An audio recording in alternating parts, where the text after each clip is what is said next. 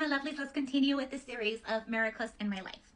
My grandma was the one that raised me. She was the one that took care of me in Peru when I was growing up.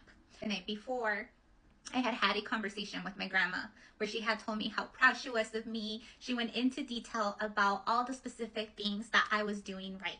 I cried so much that night because I didn't understand why it felt like she was saying goodbye.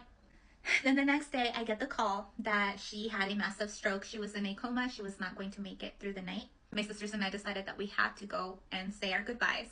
But we were all the way in New Mexico, which is an 8-hour straight flight, but there is no straight flight. So my ex-husband drove me to Denver so that I could get this special permission, so that it's called a salvoconducto, so that I can leave the country after driving from New Mexico to Denver, having to, go through the process of getting the paperwork and then catching a flight from there to Peru. She held in there for about 5 days. I was able to see her. She was not able to speak. I know in my heart she was able to hear me. I said my goodbyes. And the miracle part in all of this, not only that I was able to still get to her while she was still alive, even though they weren't expecting her to make it through the night. My grandma always said, I want to live only until I can take care of myself. I never want to be a burden for anybody. And that's exactly what happened. My grandma lived alone. She took care of herself. She took care of my aunt up until the day she had her stroke. Damage would have been massive. She wouldn't have been able to take care of herself any longer. So God granted her the desires of her heart.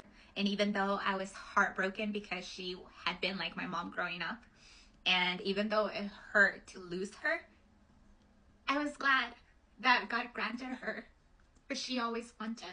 And I want to remind you that God wants to give you the desires of your heart. That thing that you long for in your heart, God wants to give you that. But don't stop trusting, don't stop believing, don't stop asking Him, because He is listening. Remember that I love you so much with the love of Christ. And may God bless you today and always.